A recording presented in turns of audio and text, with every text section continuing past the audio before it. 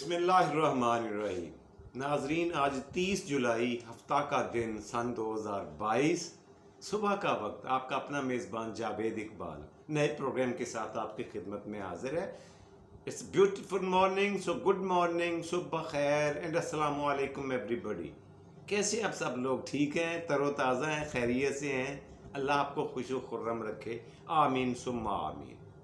جی ناظرین، حسب معمول صبح کے پروگرام میں ہم دیکھا کرتے ہیں تاریخ ہندوستان، یہ ہمارا پہلا اور مین سیگمنٹ ہے، اور سب سے بڑا سیگمنٹ صبح کے پروگرام میں آپ کو پتہ ہے یہی ہوا کرتا ہے۔ اور ہندوستان کی تاریخ میں ہم 16ویں صدی کے آخر میں پہنچے ہوئے ہیں، جہاں پہ اکبر بادشاہ کی حکومت کے دوران 9 رتن اکبر بادشاہ کے ڈسکس کر رہے ہیں۔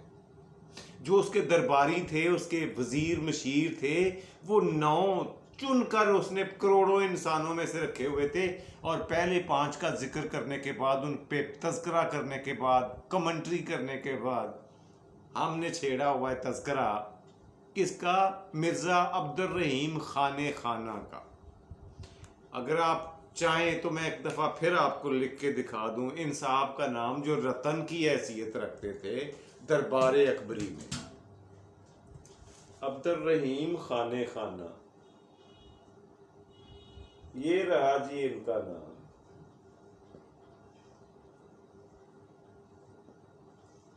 یہ خان خانہ ان کو لقب ملا تھا، خطاب ملا اکبر کے دربار سے، لیکن جو درباری ملازمین تھے وہ ان کو ایک اور لقب سے بلاتے تھے، مخاطب کرتے تھے، اور وہ لفظ تھا منیم جی۔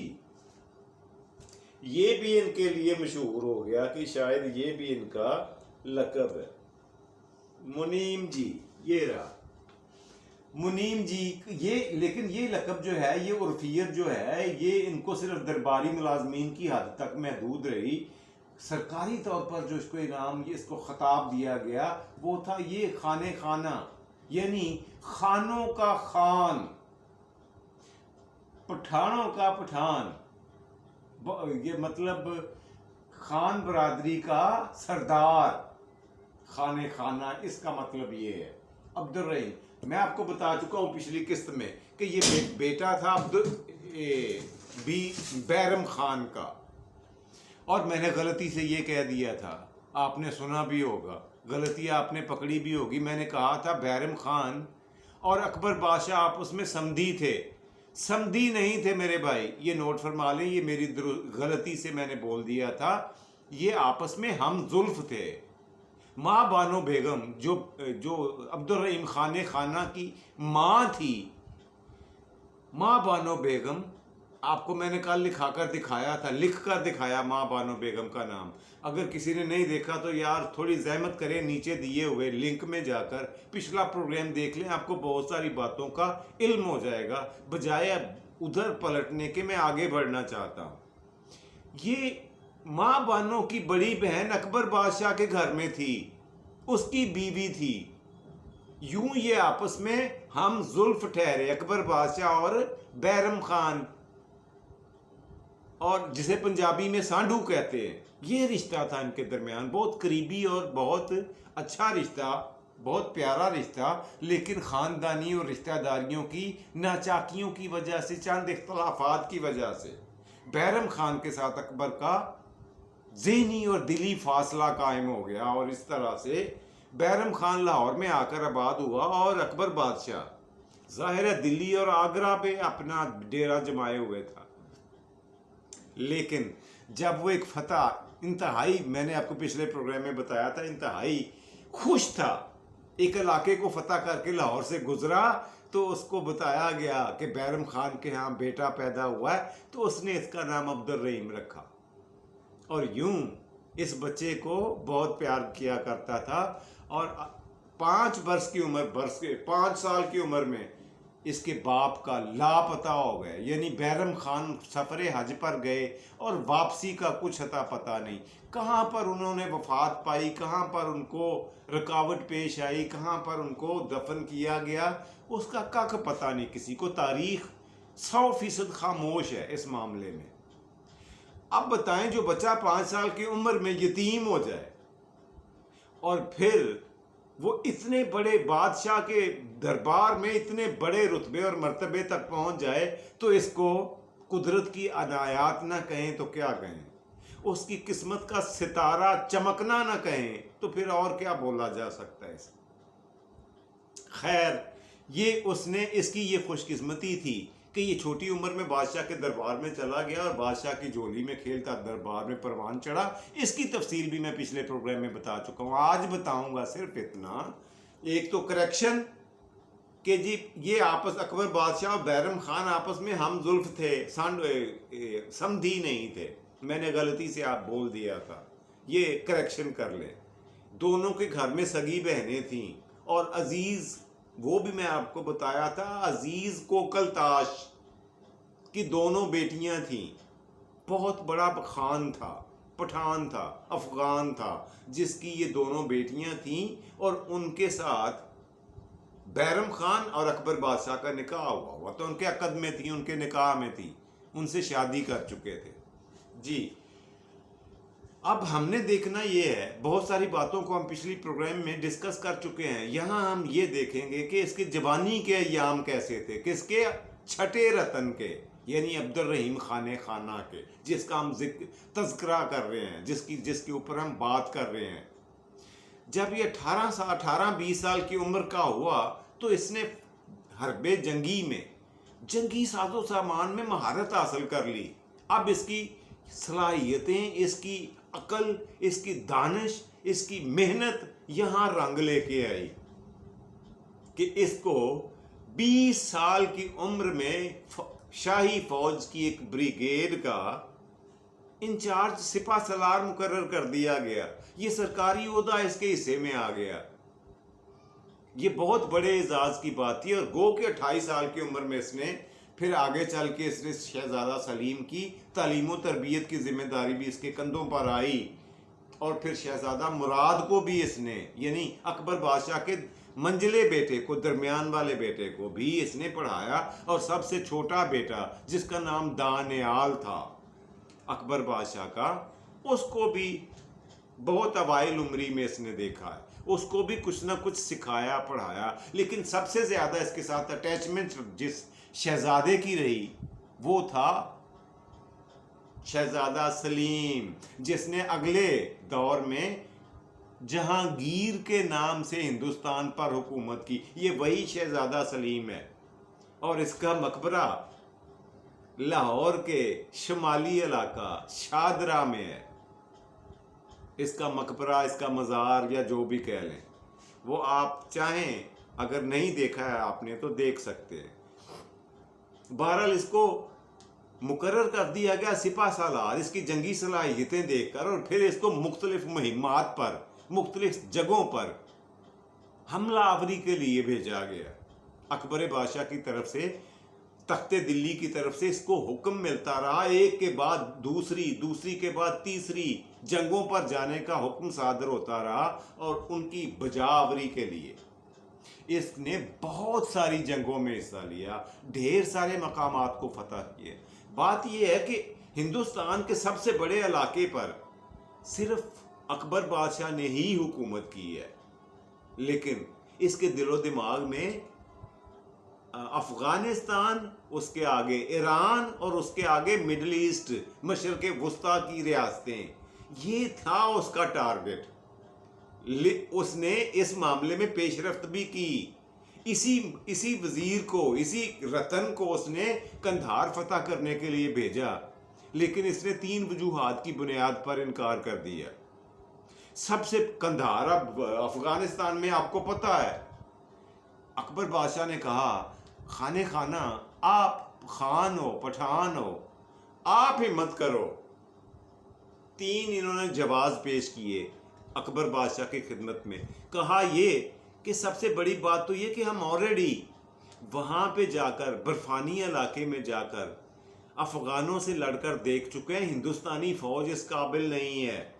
نمبر 2 یہ کہ یہ برف باری کا موسم ہے، ان دنوں میں وہاں پہ جانا خود اپنی جان کو جوکھوں میں ڈالنے کے برابر ہے، آ بیل مجھے مار والی بات ہے۔ اور تیسری بات یہ کہ یہ بڑا خرچیلا کام ہے، اس کے اوپر بڑا خرچہ آتا ہے، بہت ساری توپ خانے جو ہیں، بہت ساری چیزیں جو ہیں وہ کشتیوں کے ذریعے ندی نالوں سے اور دریاؤں سے پار کرنا پڑتے ہیں، اور یوں یہ آسان نہیں ہے۔ وقتی طور پر اس نے انکار کر دیا، لیکن بعد میں بتاؤں گا کہ اکبر کے دور میں ہی پھر سے یہ ہمت کی گئی، حملہ کیا گیا افغانستان پر مغلوں کی طرف سے، شاہی فوج کی طرف سے۔ اس کا کیا انجام کیا ہوا یہ اس کی باری آنے پر میں آپ کو بتاؤں گا۔ 1573 میں اس کو سب سے پہلا چیلنج ملا، کس کو؟ عبد الرحیم خانِ خانہ کو، چھٹے رتن کو، کہ تم نے جا کر ملمیر ایک علاقہ ہے،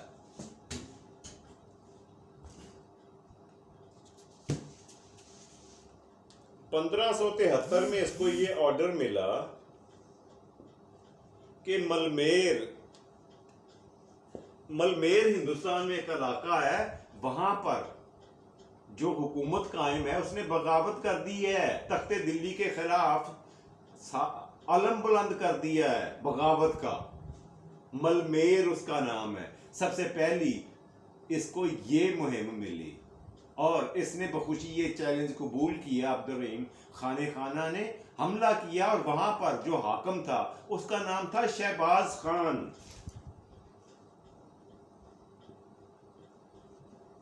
شہباز خان یہ تھا جی وہاں کا صوبے دار کہہ لیں، حاکم کہہ لیں، یا جو کچھ بھی کہہ لیں، شہباز خان ملمیر میں۔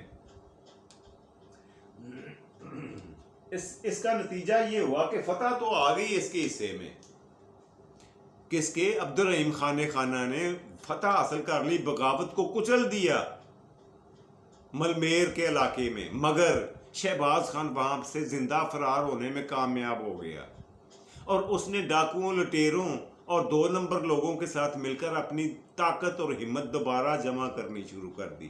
اس کا نتیجہ کیا ہوا آگے چل کے آپ کو بتاتا ہوں۔ وہ ہمت نہیں آ رہا، اس نے بہت سے لچے لفنگوں کو اپنے ساتھ اپنے فوجی بنا کر ان کی تربیت کی، اور ڈاکہ زنی کر کے روپیہ پیسہ بھی کافی جمع کر لیا۔ کس نے؟ شہباز خان نے۔ یہی کام ایک اور حاکم نے، ایک اور صوبے دار نے بھی تخت دلی کے خلاف کیا تھا، اس کے بارے میں آپ کو بتاتا ہوں، یہ نوٹ فرمائیں۔ اچھا جی، 1579 میں صوبہ اجمیر میں بغاوت ہوئی جی۔ اب کچھ سال گزرے، 1579 میں اجمیر میں بھی بغاوت نے سر اٹھا لیا۔ اب اس کی بدقسمتی کہہ لیں، خوش قسمتی کہہ لیں، کس کی؟ عبد الرحیم خانِ خانہ کی، کہ اکبر کو یہ یقین ہو گیا کہ جہاں بغاوت ہوتی ہے نا، وہاں پہ یہ بڑا کارگر ثابت ہوتا ہے، یہ اپنے فوجیوں کو بہتر حکمت عملی کے تحت لڑاتا ہے، اپنا جانی اور مالی نقصان کم کرتا ہے، اور بغاوت کو کچلنے کا ماہر ہے۔ اسی سلسلے میں اس کو اجمیر جانا پڑا۔ کب جانا پڑا؟ 1579 میں۔ وہاں کا جو صوبے دار تھا وہ رستم خان تھا، وہاں کا جو حاکم تھا وہ تھا رستم خان۔ یہ صاحب تھے وہاں کے حکمران۔ اس نے سارے باغیوں کو کچل دیا، اور کہا جاتا ہے کہ رستم خان بھی مرنے والوں میں سے ایک تھا۔ اب ہوا کیا کہ 1581 میں جب یہ واپس آیا جنگوں سے، مہموں سے، 2 3 4 مہمیں کرنے کے بعد، تو اس کو حکم ہوا کہ آپ نے سب سے بڑے بیٹے بادشاہ اکبر کے شہزادہ سلیم کی تعلیم کی ذمہ داری اٹھانی ہے۔ اس کے اندر کافی کمیاں، کوتاہیاں ہیں، غلطیاں ہیں، اور یہ گڈ لک تھی اس کی، میں آپ کو بتاؤں ایک بہت بڑی بات۔ اکبر کی اولاد کی خوش قسمتی تھی کہ اس کو کئی قسم کے اچھے اور بہترین اساتذہ ملے، جبکہ اکبر خود جب بچپن سے گزرا ہے تو خود دھکے ہی کھاتا رہا ہے۔ اس کا باپ ہمایوں تھا، اس نے 11 سال تک حکومت کی ہے ہندوستان پر، لیکن ایک دن بھی وہ آرام سے، چین سے، سکون سے بیٹھا نہیں ہے۔ کوئی نہ کوئی بغاوت، کوئی نہ کوئی حملہ، کوئی نہ کوئی جنگ، کوئی نہ کوئی سازش اس کے خلاف ہوتی رہی، اور یوں پہلے 10 سال جو زندگی کے تھے اس کے پڑھنے لکھنے کے اکبر بادشاہ کے 13 سال کی عمر میں تو خیر یہ بادشاہ بن گیا. میں آپ کو بتا چکا ہوں, اگر کسی کو نہیں پتا اس کی پوری ہسٹری کا اکبر کا تو نیچے دیے ہوئے لنک میں جائیں اور پچھلی قسطوں میں ملاحظہ فرمائیں. میں نے پورے کا پورا اس کا کچا چٹھا کھول کے رکھا ہوا ہے آپ کو بتانے سمجھانے اور دکھانے کے لیے. اس کے بعد یہ ہوا کہ اس کو حکم ہوا کہ آپ نے اتالیق بھی مقرر ہونا ہے, آپ کو استاد بننا ہے شہزادہ سلیم کا. اس وقت شہزادہ سلیم کی عمر 12 سال اور عبد الرحیم خانہ کی عمر تھی 28 سال. لکھنے کی میرا خیال ہے ضرورت تو نہیں ہے.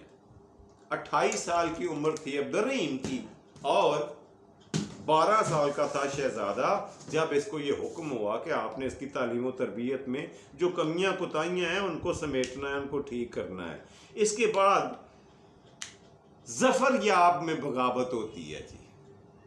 وہ کہا جاتا ہے وہاں مظفر خان حاکم تھا, وہاں پہ بغاوت نے سر اٹھایا. انہوں نے سرکشی کا اعلان کر دیا, اپنی آزادی کا اعلان کر دیا اور پھر ڈیوٹی لگ گئی عبد الرحیم خانہ کی ہی, اس لیے کہ یہ ماہر سمجھا جاتا تھا بغاوتوں کو کچلنے کے لیے.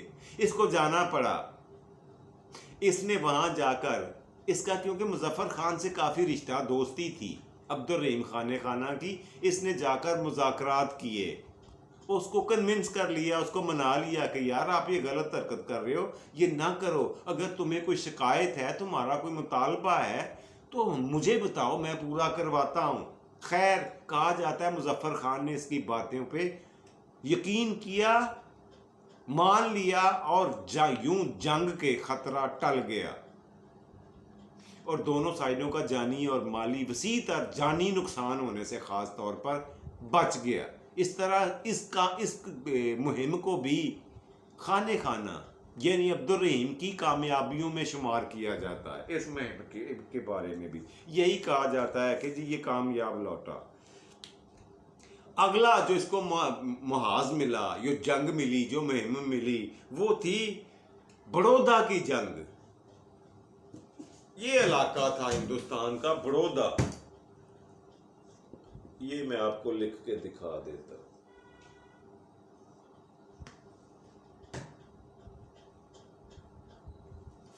اس طرح بھی لکھا ہوا ہے بعض کتابوں میں اور بعض کتابوں میں یوں بھی لکھا ہوا ہے بڑودہ. اس علاقے میں پھر سے بغاوت ہوئی اور جو بغاوت کو کچلنے کا اسپیشلسٹ اور ماہر سمجھا جاتا تھا پھر وہی عبد الرحیم خانہ. اس نے وہاں جا کر بھی جنگ کرنے کی بجائے مذاکرات کو پریفرنس دی, اہمیت دی, اولیت دی. جا کر کامیاب مذاکرات کرنے کے بعد تخت دلی واپس آیا. چند ہی دنوں کے بعد اکبر بادشاہ دیکھ کر خوشی سے نہال ہوا اور کہنے لگا کہ تم کون سے کیا جادوگر ہو, بجائے جنگ سے فتح کرنے کے تم بات چیت سے ہی, بحث مباحثے سے ہی, ٹیبل ٹاکنگ سے ہی جنگوں کو, ملکوں کو, بغاوتوں کو فتح کر لیتے ہو. اور یوں بادشاہ سلامت اس سے انتہائی خوش ہوا اس جنگ کے بعد. اور اگلی جنگ جو اس کو ملی وہ تھی عثمان پور کی جنگ.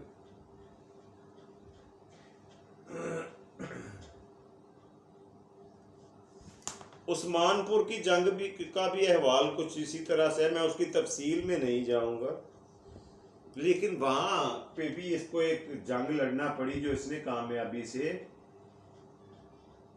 سمیٹ لی. اب آپ کو میں بتاتا ہوں مظفر کے بارے میں. مظفر نے کیا کیا؟ اس وقت تو وہ بھاگ گیا تھا. کہاں سے؟ ظفر آباد سے. جب وہاں پہ عبد الرحیم خانہ نے حملہ کیا, وہاں سے وہ بھاگا اور اس نے اپنے ساتھ کچھ لچے لفنگے اور آوارہ لوگوں کو جمع کر کے جوڑ کر چوروں اور ڈاکوؤں کا ایک ٹولہ بنا کر اپنی فوج کی ایک بریگیڈ بنا لی اور ان کی مالی ضرورتیں پوری کرنے کے لیے چوریاں اور ڈکیتیاں کرتا ہوا احمد آباد پہنچا. اور احمد آباد کے کیونکہ وہاں پہ بھی مغلوں کی حکومت نہیں تھی دکنی ہندوستان میں, احمد نگر میں, یہ تو آپ کو پتا ہے.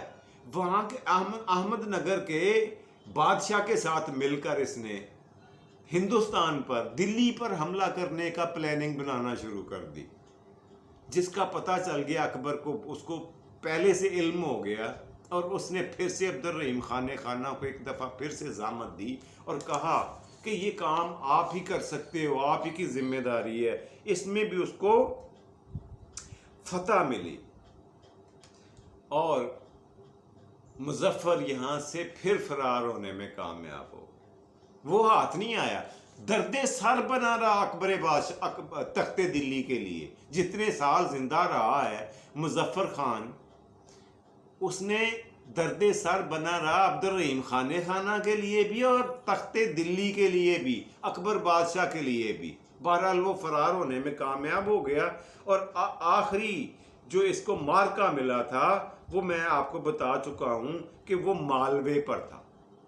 مالوے پر حملہ کرنے کے لیے اسے طلب کیا گیا، اور اس میں بھی کیونکہ وقت کافی ہو گیا، اس کی تفصیل میں نہیں بتاؤں گا، اگلے پروگرام میں انشاءاللہ العزیز اس کی عبد الرحیم خانہ کی زندگی کے آخری ایام اور واقعات سنا کر اس رتن کی بھی کلوزنگ کریں گے۔ میرا خیال ہے اس کو کھینچنے کی بجائے، وسیع اور عریض کرنے کی بجائے، لمبا چوڑا کرنے کی بجائے اس کو سمیٹنا زیادہ بہتر ہے۔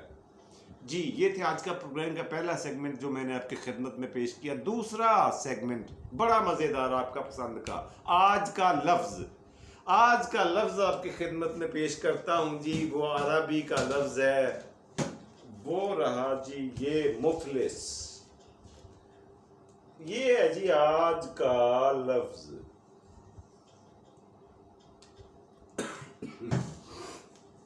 یہ کیا لکھا ہے میں نے؟ مفلس۔ سب نے یہ لفظ دیکھا، پڑھا، سنا اور لکھا ہوگا کئی دفعہ، لیکن آپ کو یہ نہیں پتا کہ اس کا اصل مطلب کیا ہے۔ یہ لفظ عربی کا ہے، یہ نوٹ فرما لیں پہلے تو۔ عربی کا یہ لفظ ہے مفلس، اور نکلا ہے فلس سے۔ مفلس کا مطلب ہوتا ہے نہایت امیر کبیر آدمی، لیکن ہم اس کا مطلب کیا لیتے ہیں؟ غریب۔ مفلس مطلب غریب آدمی، گیا گزرا، جس کے ہاتھ میں جیب میں گھر بار میں کچھ بھی نہ ہو، اسے مفلس کہا جاتا ہے ہماری اردو میں۔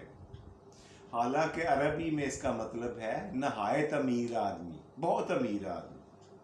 اصل میں ہوا کچھ اس طرح سے ہے کہ جب سعودی عرب آباد آزاد ہوا ہے نا، آج سے تقریباً 100 سال پہلے کی بات ہے، اس وقت وہاں پہ زیادہ عمارت، روپیہ پیسہ یا تیل سونا چاندی نہیں تھا۔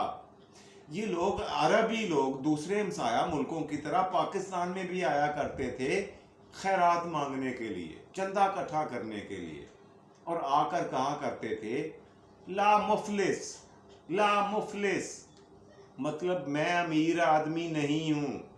اور سننے والوں نے یہ سمجھ لیا کہ یہ جو مفلس کہہ رہا ہے نا، اس کا مطلب ہے غریب۔ یہ خود کو کہہ رہا ہے کہ میں غریب آدمی ہوں، ظاہر ہے یہ بھیک مانگ رہا ہے یا صدقہ خیرات مانگ رہا ہے یا چندہ اکٹھا کر رہا ہے تو غریب آدمی ہے نا۔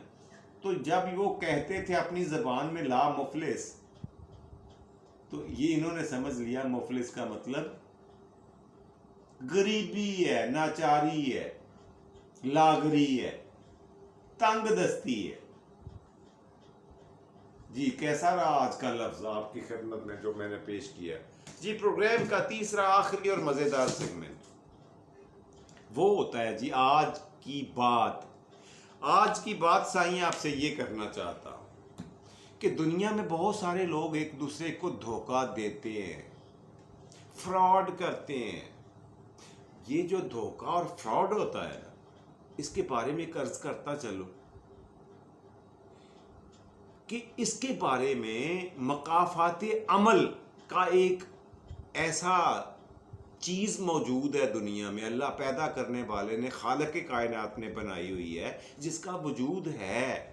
اور خاص طور پر دھوکہ جو ہے یہ کہیں نہ کہیں سے پلٹ کر آتے جاتے دائیں بائیں آگے پیچھے سے ہوتا ہوا واپس اس شخص کے ساتھ پیش ضرور آتا ہے، اس کے ساتھ وہی حشر، وہی سلوک ضرور ہوتا ہے، اس لیے کہ دھوکے کو اپنی اصل جگہ سے بڑی محبت ہوتی ہے، اس نے وہاں آنا ہی آنا ہے۔ اسی کو مقافات عمل بھی کہتے ہیں۔ یہ تھا جی آج کی بات جو میں آپ کی خدمت میں پیش کرنا چاہ رہا تھا. اس کے ساتھ ہی اپنا پروگرام ختم کرنے کی اجازت دیجیے. خوش رہیں, خوش رکھیں, خوشیاں سمیٹیں اور خوشیاں بانٹیں. اللہ سبحانہ و تعالی ہم سب کا حامی و ناصر ہو. پاکستان زندہ باد.